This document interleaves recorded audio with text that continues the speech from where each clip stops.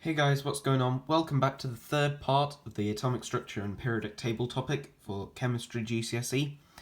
Today we're going to be looking at the third part out of 4, and this is about the development of the periodic table.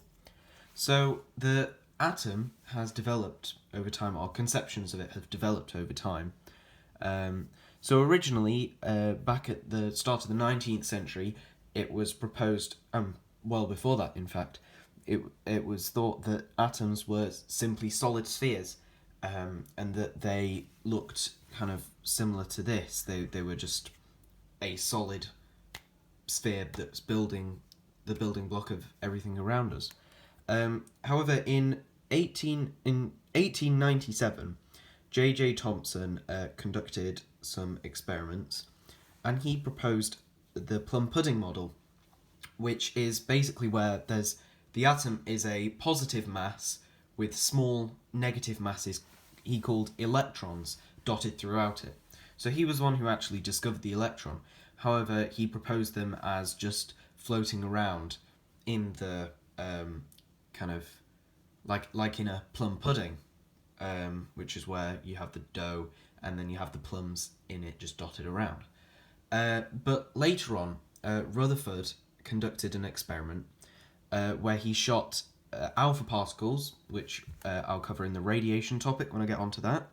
He shot alpha particles at a thin gold foil, and what he was expecting is if the whole atom was a positive mass, he would expect it to either go through or be deflected at a very slight angle. However, what actually happened is that the alpha particles that he shot at the atom, because they have a positive charge, they're somewhat reflected back at very extreme angles, but only a tiny amount.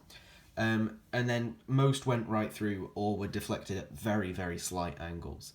And so this led him to believe that the atom had a very small positive nucleus, which would repel the positive alpha particle that was coming at the nucleus.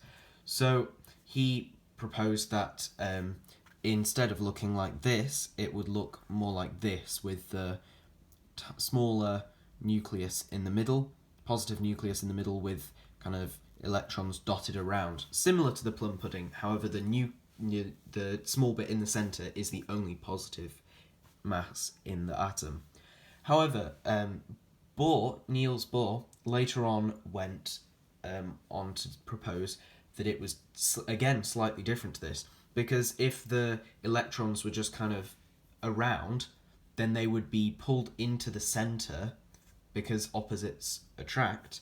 They would be pulled into the centre of the atom, into the nucleus, because the nucleus is positive and the electrons are negative.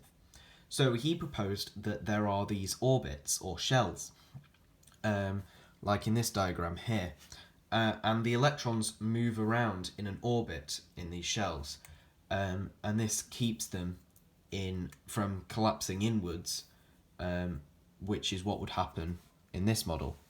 Now, later on, James Chadwick, not Joseph Chadwick, James Chadwick, proposed the idea of neutrons, because each atom has its atomic mass, but protons were discovered sometime before this, just very recently at that time, and so there was an amount of mass that was unaccounted for. So James Chadwick did some experiments, and he discovered the neutrons that are also in the nucleus. So let's move on to the electronic structure of atoms. So there are a few rules. So this is about how the electrons are in the shells, like here, because this is our kind of most up-to-date model. So there are a few rules, which are down the side here. The lower shells are always filled first, so you wouldn't have an empty innermost shell, but one's in the next shell along. You couldn't have that. They fill upwards. It's like pouring water into a container. You don't just get gaps in the bottom. it fills up as you go along. It's pretty much exactly like that. And the electron configuration initially, there'll always be 2 in the very innermost shell. Then it will go out in rings of 8 for the next 2. But then after that it gets quite complex. So you don't need to know beyond the 3rd shell really for GCSE. However, for A level, you would need to know beyond that. And I think it goes on to 16 electrons and so on after that. And all atoms want a full outermost shell, but most of them don't exist as atoms in this state, so they will bond together with other atoms, causing chemical reactions to achieve this full outer shell. So I thought I'd do some practice examples. So why don't we have a look at this? So down here we have an atom of neon. Now we know that neon is the 10th element, okay? So what we've got, so there are 10 protons, so there are 10 electrons, because that's how the periodic table is organized, and I'll get onto that in a minute. So we know we've got 10 electrons, so we know it fills up with 2 in the first shell, and then we fill the next shell. Now there are 8 in this one, so in this one we'll have a full outer shell. Why don't we have a look at fluorine? Fluorine is the 9th, so you'd have 2 in the inner shell again, and 1, 2, 3, 4, 5, 6, 7 electrons in the next shell. Now potassium, which is this one down here, is the 19th element in the periodic table, I think. So you'd have 2 here, then you'd have 8 in this one, so taking you up to 10. And then you'd have another 8 in this one, taking you up to 18. So at this point, if we just assume that every time we add an electron, we're adding a proton as well, at this stage, it would be argon, I think. But when we add this one, this is potassium, so it's the 19th element, as it's got 19 electrons and 19 protons. So let's go on to the next bit.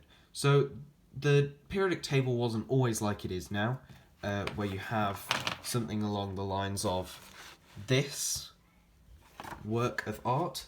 It wasn't always like that. Originally there were multiple designs, and they were usually arranged by the properties, so whether they how quickly they reacted with air, or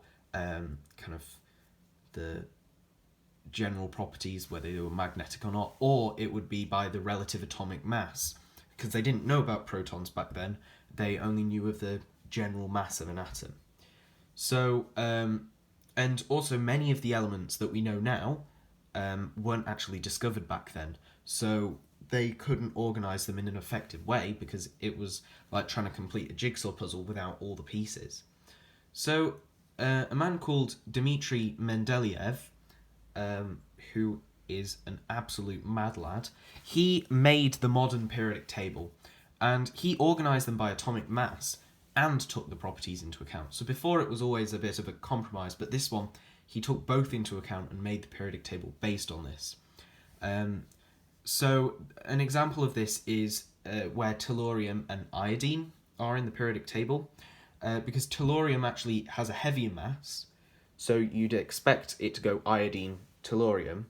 However, iodine is much more like a group 7 group 7 element, which we know it is now because of the amount of protons. It has more protons than tellurium.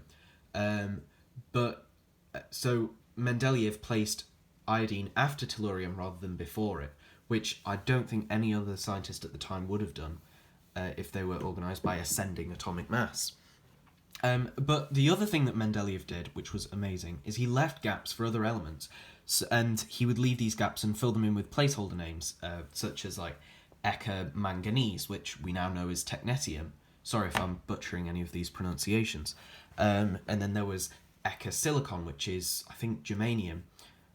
So he left these gaps, which was important as it kind of informed us what we were looking for, because before we didn't realise that there might be gaps. So let's go on to the modern periodic table now. So the modern periodic table is now organised by atomic number because we know about protons, so we can kind of put them in ascending proton number order. But our modern periodic table is very similar to Mendeleev's original version of his periodic table, which was correct in many ways.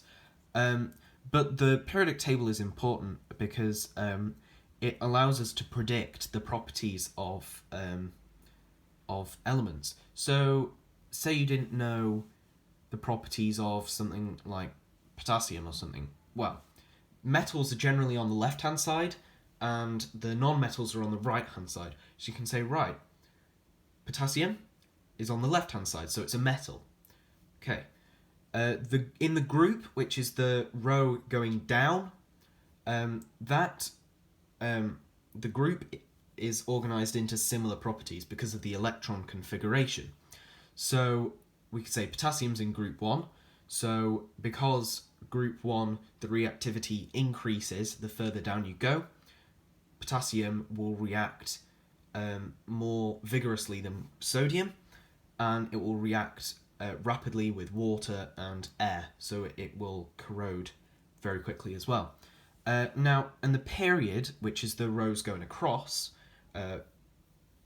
will tell you how many shells it has. So if you go, it's probably best that I demonstrate this with an actual periodic table. So here we have an actual periodic table. So you'll notice that groups go down like this. So all of these have similar properties, and it will increase as you go down. It's the opposite in group 7. Note that because they might ask you that in an exam. These are the least reactive. Fluorine is the most reactive in group 7. But these rows that come across here, they're periods. And so everything in this period 2, will have 2 shells. Everything in this one will have 3. Everything in this one will have 7.